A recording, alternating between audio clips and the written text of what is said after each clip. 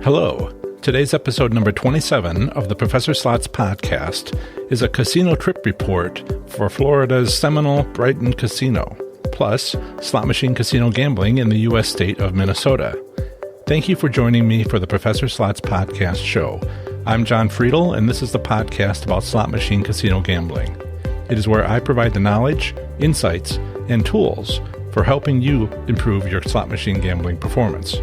Show notes are available within most podcast apps or at professorslots.com/E27. John Friedel from the Professor Slots blog reveals all his tips and tricks for thriving in the casino environment. Choose winning slot machines and identify your gambling goals.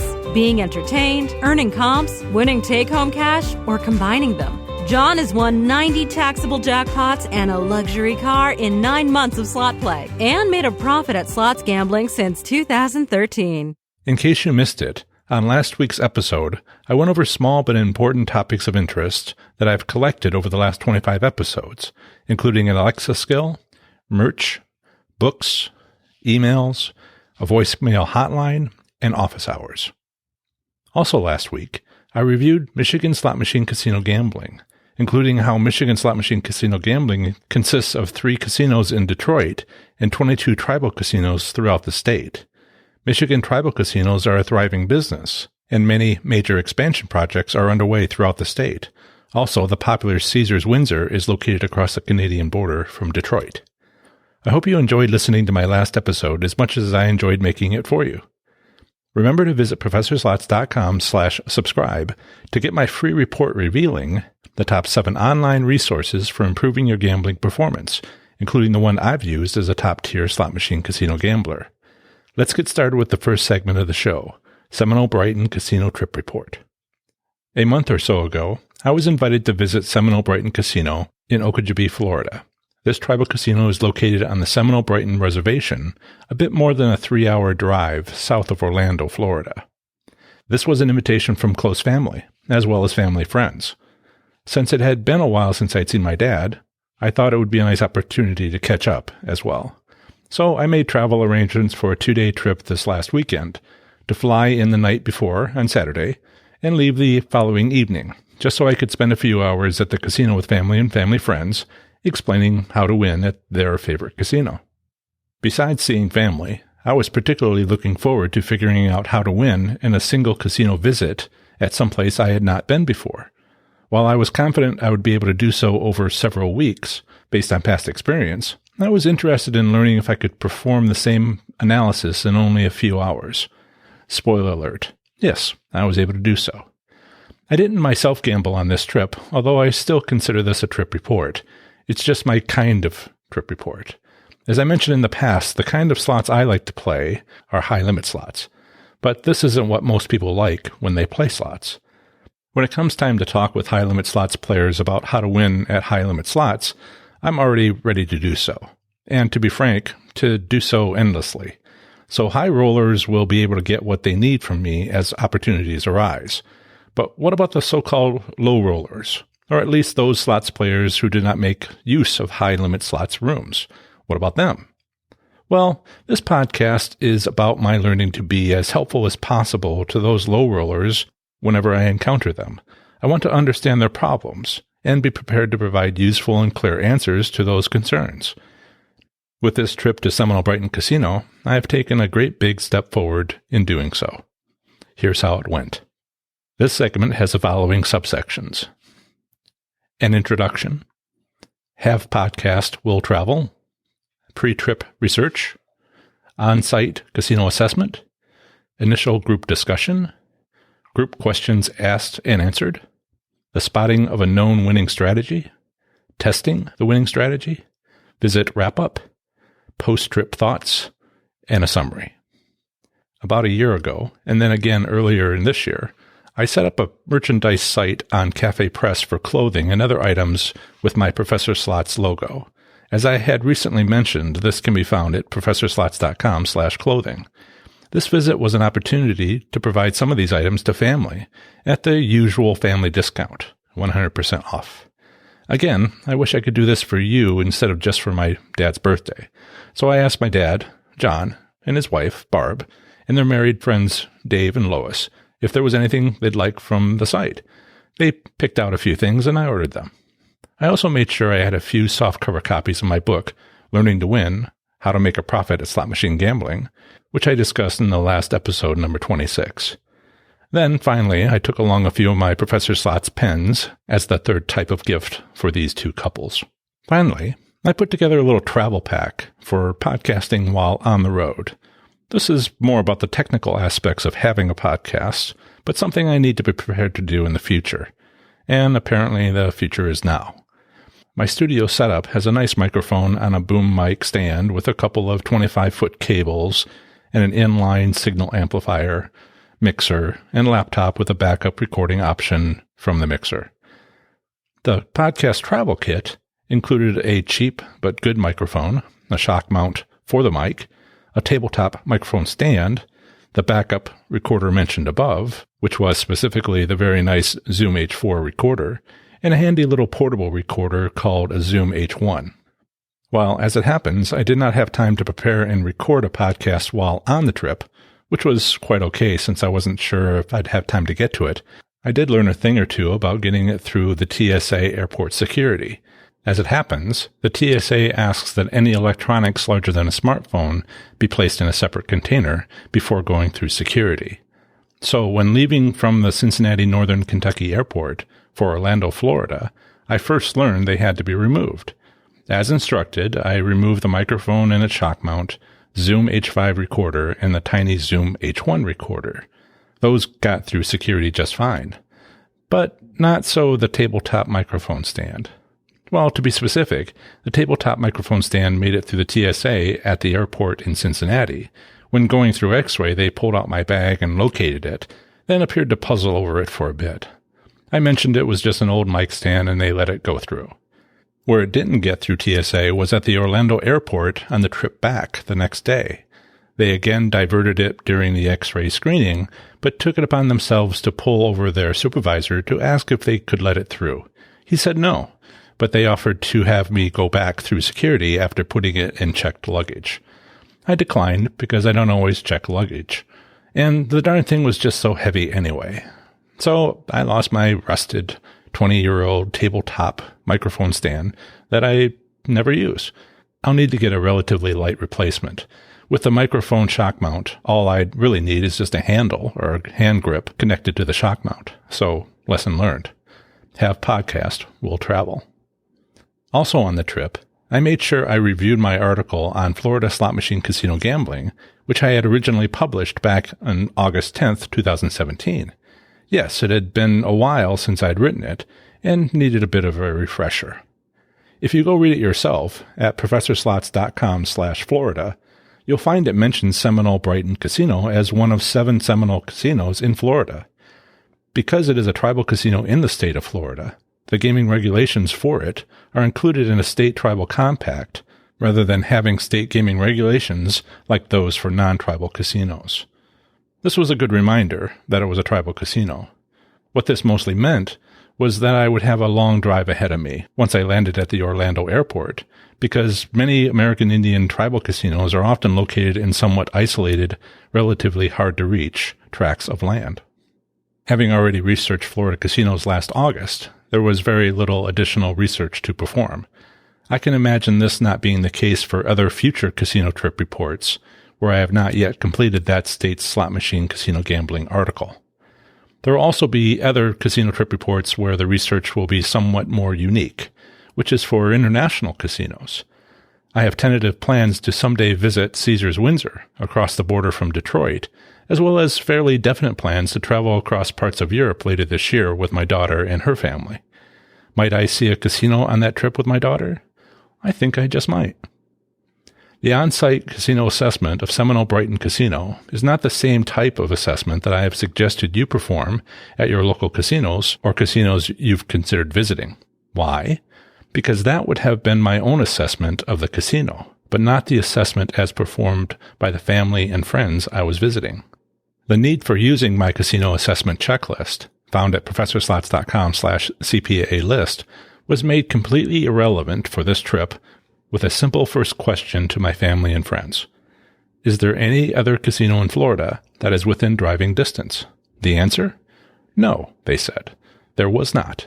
In fact, Seminole Brighton Casino was a whole 2 hours away as it was. Without another casino option, at least at this time for that section of Florida, there was no point in going through my casino assessment checklist. Maybe it would be needed for them when they returned home for the summer to Michigan and Ontario, Canada, but not for them as snowbirds in Central Florida. Otherwise, what was important about Seminole Brighton Casino? Well, was it an older or newer style casino? Knowing that would be necessary for deciding which winning strategies to try. As it happens, and as I've mentioned, the easiest way to tell the difference is to look at the player's card interface area on any slot machine in the casino. If the player's card interface area has push buttons and red or yellow LED lights spelling out a welcome message with your name, that's clearly an older style casino. If it has a touchscreen of any sort, it is a newer style casino. Seminole Brighton Casino has color touchscreens, and so is a newer style casino. I should also remind you that I have yet to tell you everything I've learned about how to win at slot machines at newer style casinos.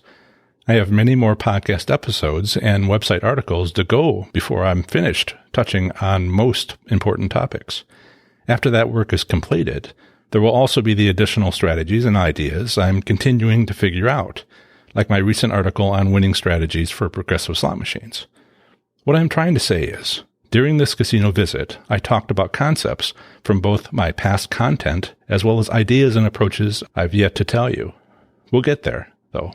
Patience. When I first arrived and was welcomed at the casino, I transferred personal gifts to my family's car before entering the casino. After a very welcoming meet and greet, we decided as a group to first sit down at a table in the cafeteria to answer a few questions. My first question for them was centered around bankroll size. If I knew what bankroll size each couple tended to work with during their casino trips, I could provide the best guidance possible about the denominations and credits they should be betting. As you may recall, I have previously described how the bankroll you are comfortable spending at a casino should be enough to place 100 to 120 bets. This approach isn't trying to convince anyone to bring a larger bankroll to a casino.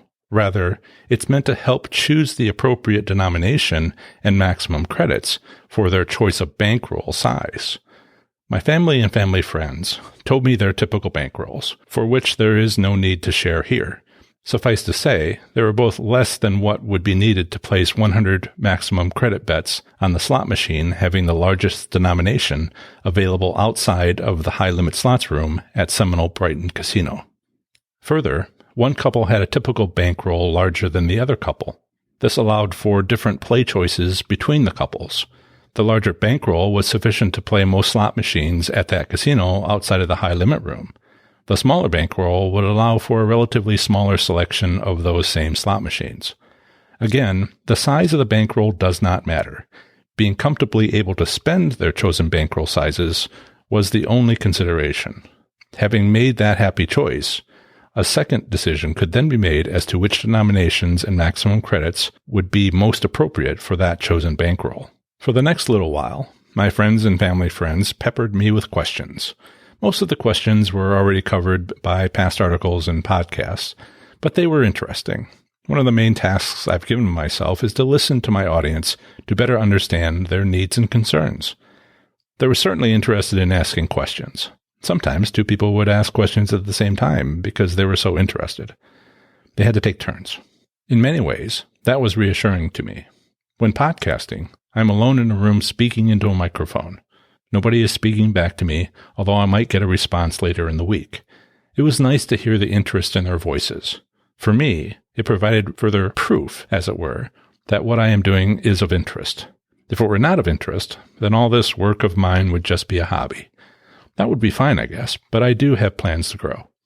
So after a few questions, they got to something of a crux. They asked their key question: how do I win? Knowing their bankroll amounts, having seen a bit of the casino, I explained that first, I had a question for them. My question was, would they like me to tell them how to go about winning from scratch? Or would they like to tell me their style play, for which I would provide tweaks to adjust their personal approaches so that they would then win more. I don't yet know how common this is overall, whether you want to be trained or tweaked, but the loudest response was to take what they were already doing and suggest small modifications. So the next little while I spent asking them how they played, so that I could consider how to adjust their play slightly, so they would simply end up with more money. I won't go over every possible approach I considered. Actually, I take that back. I will go over everything I considered, but I'll need to do that with article after article and episode after episode over the coming years until I will have eventually explained everything. So there's that. As my family, John and Barb, and family friends, Dave and Lois, explained how they played, I used my pattern recognition abilities to listen for winning strategies. I'm always on the lookout for new winning strategies, but was also keeping in mind the winning strategies I already know. One portion of their descriptions of play caught my attention. As they had arrived at Seminole Brighton Casino about an hour before I did, they had had a chance to play. The women talked about how they were sitting side by side at slot machines when one of them won $200. What I found of particular interest was what happened afterwards. When the winner continued to play the slot machine, they didn't win anything more for as long as they played that slot machine. Does this remind you of anything I've mentioned before? If you've been paying attention, it should. While I did not mention my prior article and podcast episode, Winning Strategy 1, Only Win Immediately, I did say that one slot machine session gave the appearance of a winning strategy I'd seen before. I told them one $200 jackpot wasn't a lot to go on, but it might be that the casino had set up the slot machines to win in the first few bets, then not have any wins immediately afterwards. Their description was a clue to a possible winning strategy, but would have to be tested. So we tested it. I explained what we would need to do, basically by offering a bit of training. It can be hard to change habits of play, so I tried to make my suggestions as clear and straightforward as possible. Here they are. 1. Find a slot machine no one is sitting at, or appears as though no one has been sitting at for a little while. For example, is the chair pulled out? 2. Put enough money into the slot machine sufficient to make at least 5 bets. 3. Make a maximum of 5 bets, and stop betting if any money whatsoever is won. 4. Cash out of that slot machine. 5. Start again with step number 1. A portion of the job for slot attendants is to push chairs back in towards the slot machines, so the easiest way to know if a slot machine has been played very recently is to look to see if the chair has been pulled out, away from the slot machine, as though someone had sat in it. For 3 slot machines, I sat next to them and reminded them of the above rules. It was a struggle for them to follow these rules I tried to train them to follow, with the first step being abandoned pretty quickly. That first step was to find a slot machine no one had been sitting at for a while. That was okay, although with practice I hope they realized doing it later would further improve their winnings. Because, in case I haven't yet mentioned it, the testing of the winning strategy was quite successful. Machine after machine was played, moving from one to the next to the next. At most, 5 bets were placed on a slot machine, and less bets if anything was won. And win they did. First was the original $200 win they'd explained to me, then a $30 win after betting $2 twice, then a $400 win. And so it continued for one of them while the others watched on. After helping Barb to win, I helped my dad play a bit. He had a bit of a harder time stopping playing after 5 bets. With him, I tried to remind him what he'd told me he preferred to do. He prefers to play bingo rather than slots. He wanted to play slots while I was there, but I could tell slots were a fairly new experience for him. While Dad and Barb were playing, I talked with Lois and Dave a lot about how to win at networked progressive slots, as well as their favorite games. We also had a good conversation about how the Professor Slots business was going. They had several useful questions. Some I had already considered, but others I had not. Thanks to Lois for suggesting I consider protecting my business from individuals that might try to scam others in my name. I have, and explained to her how I had done so.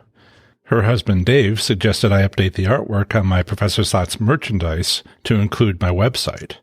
I'd been making adjustments, but not yet that one. Both Lois and Dave had those and other very helpful suggestions and questions about building and running the business, which I very much appreciated. Thank you, Dave and Lois. Towards the end of my 3-hour visit, we all sat down again to have a late lunch to talk over the trip so far. It wasn't long before I had to start heading back to the airport, but it was nice that they took a break to feed me and see me off. We made tentative future plans, of course. My dad and Barb want me to come visit them during the summer back home in Michigan, or at least meet at their favorite casino again. That would be Soaring Eagle, a tribal casino in Mount Pleasant. I didn't tell them so at the time, but I've already gone there with my sister, where I figured out which specific slot machine was set up to be a winner at that older-style casino. My family friends also asked me to visit them back at their home later this year. Or as Lois said, we're family now. Interestingly enough, Lois and Dave live in Ontario, Canada.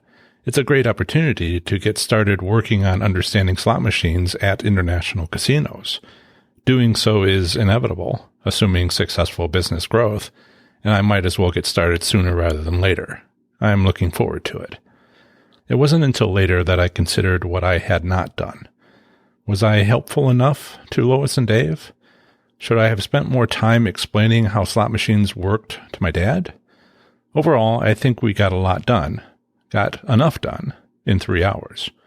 I really think Dad isn't really into slot machines. Just because he can win at slots now doesn't really change the fact that he prefers bingo. Still, he is obviously proud to have a son who is, well, a high roller. Naturally, I've stuck to talking about anything slots related here, rather than some of the more personal conversations not really relevant to playing slots.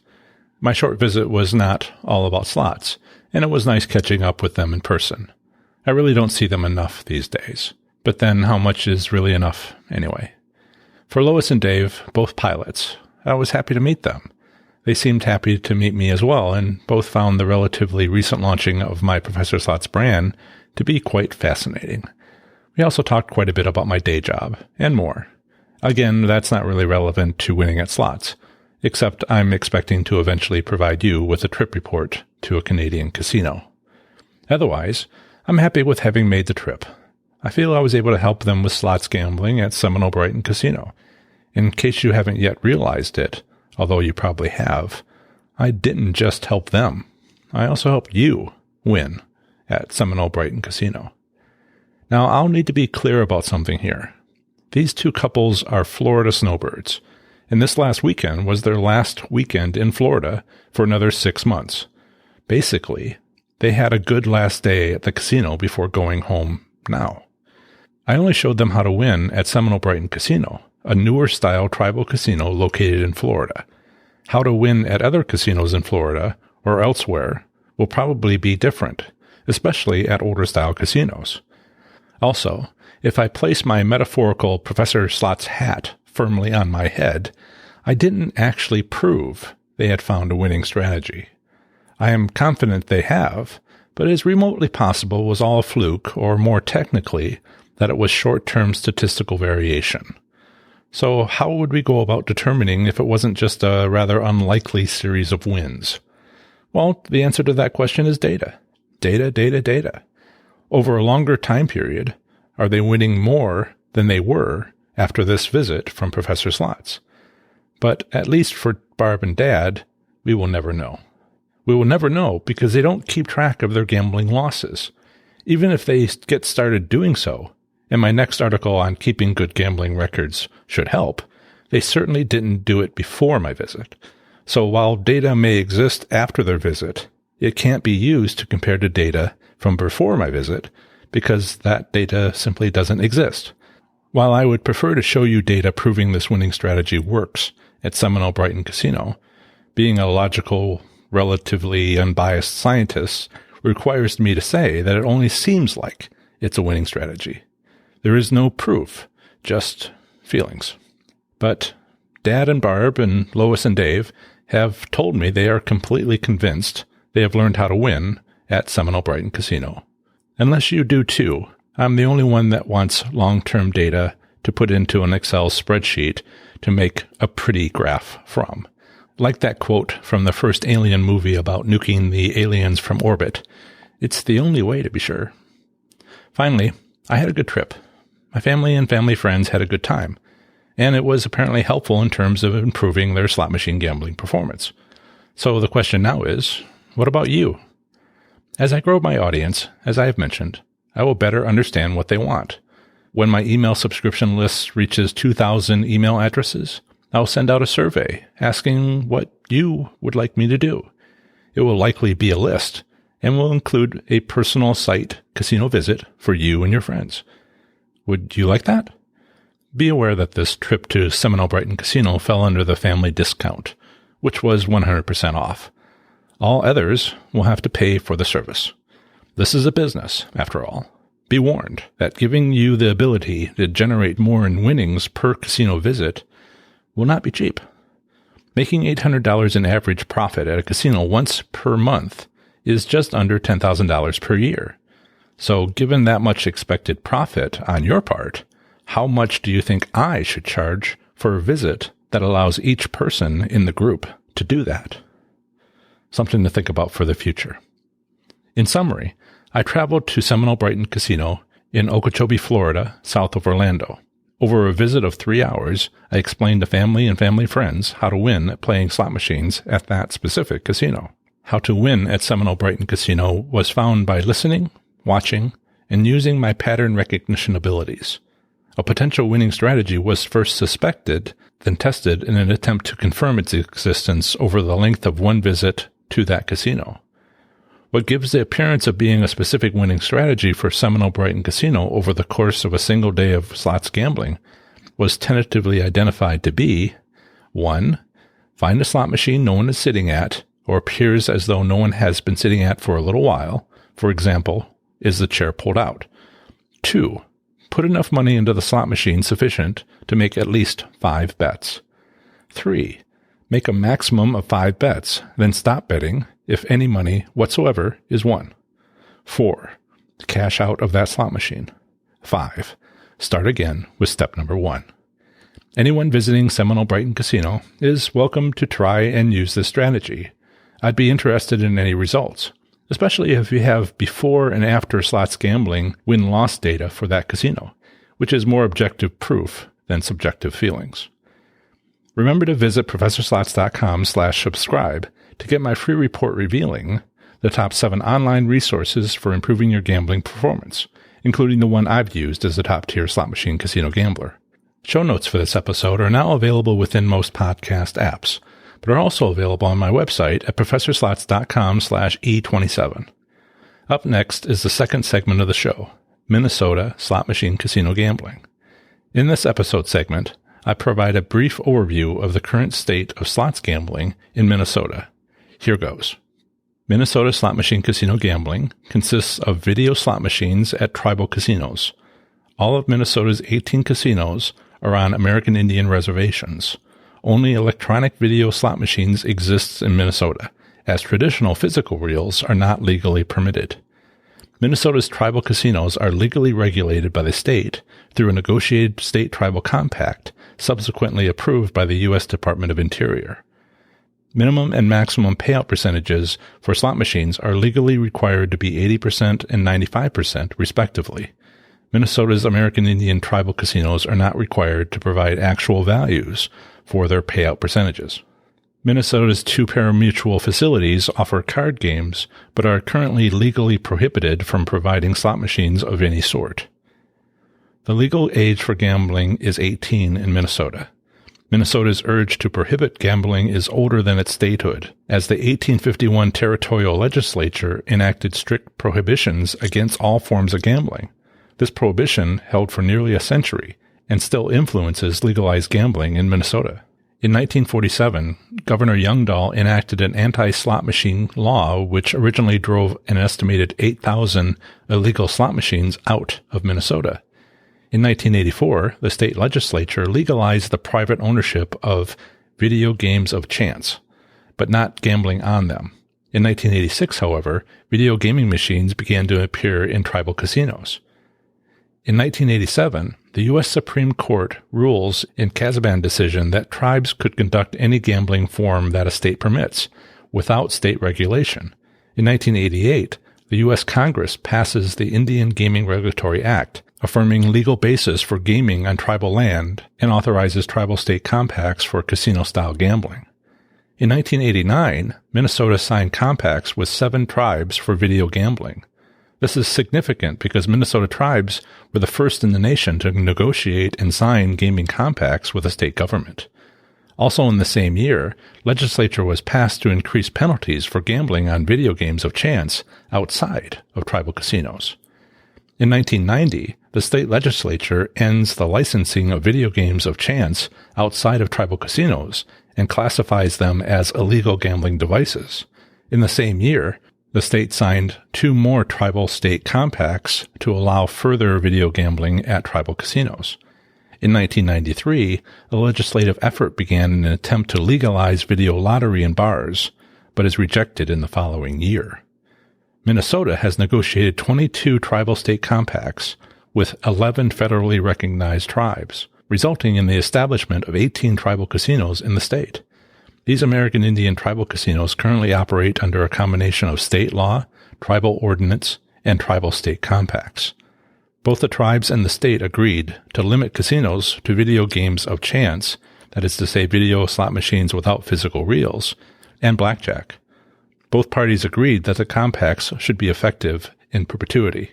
Minnesota's state government has made publicly available all tribal state compacts on Minnesota's Tribal State Gaming Compacts webpage, currently consisting of 100 downloadable PDF files. Next up is a relatively short statement about slot machine private ownership, which I have included in case you live in this U.S. state and are considering owning a slot machine. Here it is. Private ownership of slot machines is legal in Minnesota without restriction regarding date of manufacture. In 1989, the Minnesota state legislature created a Department of Gaming with a commissioner sitting on gambling and lottery boards, as well as the Racing Commission. In 1991, the Department of Gaming was abolished, and the Racing Commission, Gambling Board, and Lottery were all made independent. Minnesota's state tribal compacts permit Class 3 games, but limit them to blackjack and video games of chance only. The compacts provide for inspection and approval of machines by the Minnesota Department of Public Safety, specifically the Alcohol and Gambling Enforcement Division, licensing of casino employees, machine payback percentages, and regulation of the game of blackjack. In this section, I'll discuss Minnesota gambling establishments. As usual, the website links for each casino, assuming they have set up a website, is available by clicking on this segment in the show notes available at professorslots.com/E27. All of Minnesota's 18 casinos are on American Indian reservations. The largest casino in Minnesota is the Mystic Lake Casino Hotel. It has 4,000 gaming machines and 100 table games. The second largest casino is Treasure Island Casino. It has 2,200 gaming machines and 50 table games. Minnesota's 2 paralegal facilities, Canterbury Park and Running Aces, offer card games but are currently legally prohibited from providing slot machines of any sort. Minnesota's tribal and parimutuel casinos include 1. Black Bear Casino Resort in Carlton, a tribal casino. 2. Canterbury Park in Shakopee, a parimutuel facility. 3. Fond du Lac Casino in Duluth, a tribal casino. 4. Fortune Bay Resort and Casino in Tower, a tribal casino. 5. Grand Casino Hinckley in Hinckley, a tribal casino. 6. Grand Casino Mille in Anamia, a tribal casino. 7. Grand Portage Lodge and Casino in Grand Portage, a tribal casino. 8. Jackpot Junction Casino Hotel in Morton, a tribal casino. 9. Little Six Casino in Prior Lake, a tribal casino. 10. Mystic Lake Casino Hotel in Prior Lake, a tribal casino. 11. Northern Lights Casino and Hotel in Walker, a tribal casino. 12. Palace Casino and Hotel in Cass Lake, a tribal casino. 13. Prairie's Edge Casino Resort in Granite Falls, a tribal casino. 14. Running Aces in Columbus, a parimutuel facility. 15. Seven Clans Casino Red Lake in Red Lake, a tribal casino. 16. Seven Clans Casino Thief River Falls in Thief River Falls, a tribal casino. 17. Seven Clans Casino War Road in War Road, a tribal casino. 18. Shooting Star Casino Hotel in Monoman, a tribal casino. 19. Treasure Island Resort and Casino in Welch, a tribal casino, and 20, White Oak Casino in Deer River, a tribal casino. In summary, Minnesota slot machine casino gambling consists of video slot machines at tribal casinos. All of Minnesota's casinos are on American Indian reservations. Only electronic video slot machines exist in Minnesota, as traditional physical reels are not legally permitted. Minnesota has negotiated 22 tribal state compacts with 11 federally recognized tribes, resulting in the establishment of 18 tribal casinos in the state. The largest casino is the Mystic Lake Casino Hotel, with the second largest being Treasure Island Casino. Minimum and maximum payout return percentages for slot machines are legally required to be 80% and 95% respectively. Minnesota's tribal casinos are not required to provide actual values for the payout return percentages. Minnesota's 2 pari-mutuel facilities offer card games but are currently legally prohibited from providing slot machines of any sort. Remember to visit ProfessorSlots.com/subscribe to get my free report revealing the top 7 online resources for improving your gambling performance, including the one I've used as a top-tier slot machine casino gambler. Part 1 of the next episode of the Professor Slots podcast is about the advantages of keeping good gambling records. Part 2 of the next episode of the Professor Slots podcast is another brief overview of the current state of gambling in a U.S. state, territory, or federal district. This time, I'll be talking to you about the great U.S. state of Mississippi. That's the end of another great episode of the Professor Slots podcast. Thanks so much for listening. Show notes for this episode can be found within most podcast apps or at ProfessorSlots.com/E27. By the way, the E stands for episode, so ProfessorSlots.com/E27 is where you will find my basic notes and links to other articles on this podcast episode. I plan to have the next episode come out very soon for you, where I'll have more amazing content for the show. Until the next episode, have fun, be safe, and make good choices. Bye.